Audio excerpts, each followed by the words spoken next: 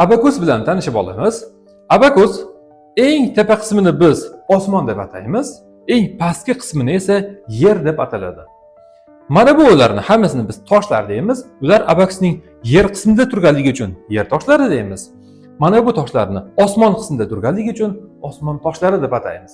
O'rta mana bu chizig'ini esa hisob taxtasi, asosan bulut deb ataymiz. Qaysi tosh bulutga tegsa shuni sanaymiz. Ya'ni mana bitta tosh tegdi. Demak, bu 1. Endi ikkita tosh tegdi. Endi bu necha? 2. Mana bu holatda 3 ta tegsa 3, 4 ta tegsa 4. Demak, bu yerda biz maksimalni 4 gacha yozishimiz mumkin. 2 ni ayirib qo'ysak 2 qoldi, 1 ni ayirib qo'ysak 1 qoldi, buni ham ayirib qo'ysak 0. Demak, biz abakusning mana bu yer qismini o'zida 0 dan 4 gacha yoza olamiz. Xuddi shu shaklda qo'limga e'tibor bering. Bu holatda ham biz 1 ni yoza olamiz. 1 ni yonida esa hech narsa yo'q, ya'ni 0 bor. Demak, buni biz 10 deb ataymiz, chunki bu yerda 1 va 0 turibdi. Keyingisi 2 va 0, ya'ni 20. 3 va 0, ya'ni 30. 4 va 0, ya'ni 40.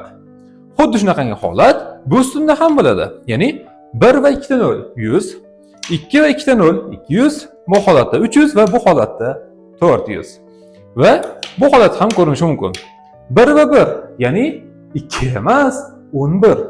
1 va 2, ya'ni 12. Yoki bo'lmasam 3 va 2, 32. Nima uchun? 10, 20, 30, 2. Mana shunday.